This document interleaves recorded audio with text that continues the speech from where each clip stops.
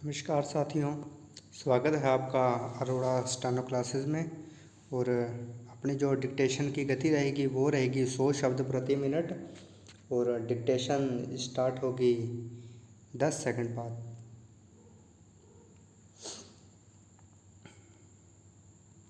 Start. 10 वर्ष की उम्र से ही मुझे रात में देर तक जागने का रोग है। दवा दारू झाड़ फूक और टोटका टोना करके भी कोई लाभ नहीं हुआ।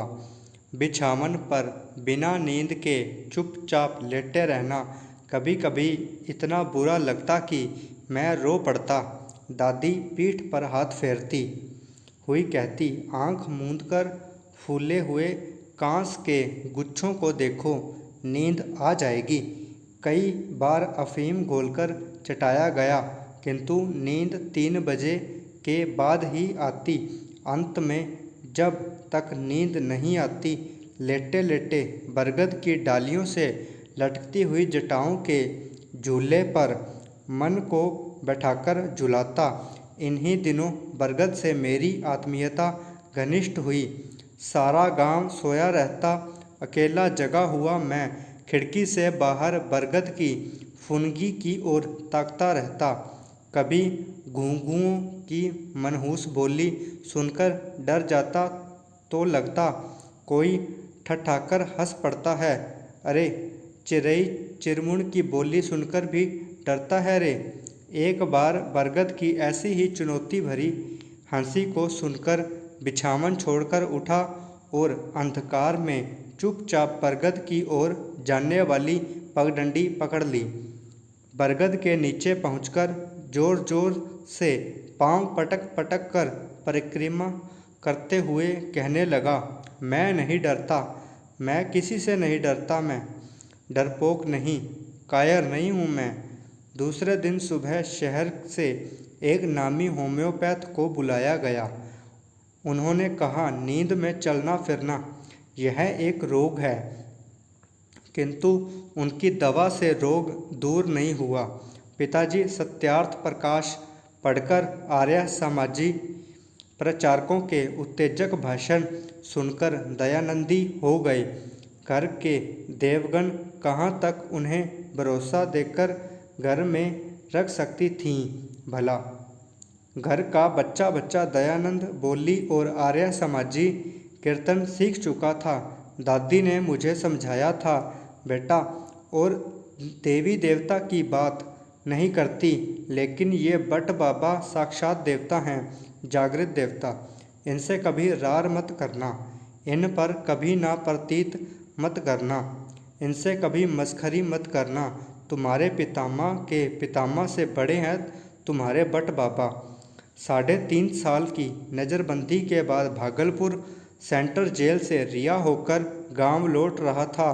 सिमराहा स्टेशन से घर जाते समय रह रहकर लगता कि न जाने किस गांव में जा रहा हूं, पता नहीं कहां जा रहा हूं, कहां है अपना गांव। दिग्भ्रांत होकर किसी अन्य दिशा की पगडंडी तो नहीं पकड़ ली। पछियारी टोली का अकेला ताड़ का पेड़, हाँ है ताड़ का पेड़, लेकिन गांव का आकाश कहाँ है। अचानक कलेजा धक। गांव के उत्तर सड़क के किनारे विशाल वटवृक्ष नहीं है और वटवृक्ष के बिना सारा गांव नंग धड़ंग श्रीहीन छूंछा अजनबी सा लग रहा था। अपने गांव की ऐसी कुरूप छवि की झांकी पहली बार देखकर मेरे पैर डगमगाए थे और खेत की मेड़ से नीचे फिसल गए थे। गांव पहुंचकर विस्तार पूर्वक बट्ट बाबा के तिरोधान की कहानियां सुनता रहा। पिछले साल एक रात के दूसरे पहर में बिना किसी आंधी तूफान अथवा हवा बतास के ही बट्ट बाबा जड़ से उखड़कर भूलुंठित हो गए। जड़ से उखड़ने के बावजूद पत्ते पत्ते पर हरियाली छाई रही। भूलुंठित होकर भी पतझड़ के बाद नव पल्लव से झाड़ियाँ ढक गई थीं, किंतु इसी को कहते हैं दुनिया। सरकारी ठेकेदार आया और जमींदार को मुंह मांगी कीमत देकर बट्ट बाबा की काया को खरीद लिया। सरकारी ठेकेदार बिजली से चलने वाला आरा और लकड़ी काटने वाली मशीन लेकर आया और 2-3 दिनों में ही भट्ट बाबा का नामो निशान निश्चिन्ह। भगवान बुद्ध श्रावस्ती के जेतवन में रह रहे थे। अनेक भक्तजन उनके सत्संग व दर्शन के लिए आया करते थे। एक दिन एक जिज्ञासु ने बुद्ध से प्रश्न किया, भगवान, पतन से बचने के लिए क्या उपाय किए जाने चाहिए? बुद्ध ने कहा, हमेशा धर्म और न्याय पर दृढ़ रहना चाहिए। धर्म के प्रति संशय पैदा होते ही पतन शुरू हो जाता है। कुसंग से भी पतन होता है। अतः सत्पुरुषों का संग ही करना चाहिए। दुर्व्यसनी से दूर रहना चाहिए। जो गप मारने में समय बिताता और क्रोध करता है, उसके पतन की आशंका बनी रहती है। अतः हमेशा कर्मठ व शांत चित्त रहने से पतन से बचा जा सकता है। जिस व्यक्ति को जन्मजाति एवं धन का अभिमान हो जाता है, वह गर्त में अवश्य गिरता है। मानव को अहंकार नहीं करना चाहिए। जो व्यक्ति शराबी व जुआरी है, उसके पतन को कोई रोक नहीं सकता। भगवान बुद्ध ने पतन के 11 लक्षणों का विस्तार से वर्णन करने के बाद कहा, जो व्यक्ति सत्य, संयम और अहिंसा का पालन करता है, अपने वृद्ध माता पिता की सेवा करके उनका आशीर्वाद प्राप्त करता है, अपनी कमाई का कुछ अंश गरीबों की सहायता में खर्च करता है, उसकी सदैव उन्नति होती है। भगवान के उपदेश से उस जिज्ञासु का चित्त शांत हो गया। यह जगत 5 भौतिक तत्वों द्वारा बना है। इनमें आकाश तत्व सबसे सूक्ष्म है। अत्यंत सूक्ष्मता के कारण यह अपने अस्तित्व को सिर्फ ध्वनि के द्वारा ही सिद्ध करता है। इसके ध्वनि तरंगों को समझने के लिए एक विशेष किस्म का वैज्ञानिक यंत्र आवश्यक है। आकाश तत्व को छोड़कर बाकी चारों तत्वों को हम अपनी इंद्रियों की सहायता से आसानी से समझ सकते हैं। ईश्वर इन 5 तत्वों से भी सूक्ष्म है। ऐसे में हमारी इंद्रियां कैसे इन्हें समझ सकती हैं, जब ये आकाश तत्व को भी आसानी से पकड़ नहीं पाती।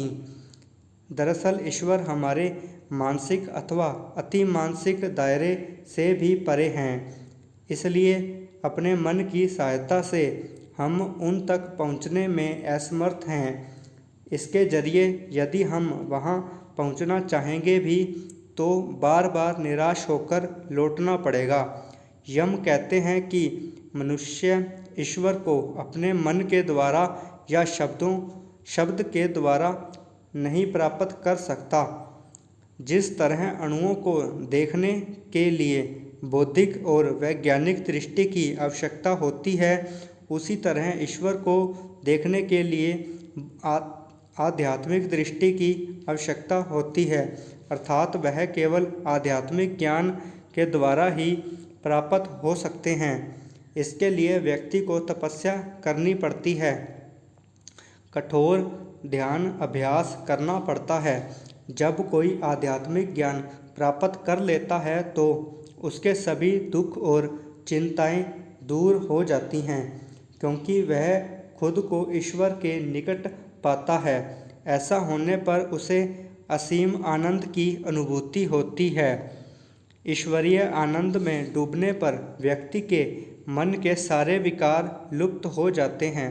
चूँकि उनके समीप पहुँचने पर मन अस्तित्वहीन हो जाता है, इसलिए यह 6 बंधनों काम, क्रोध, लोभ, मोह, मद और मात्सर्य से भी मुक्त हो जाता है।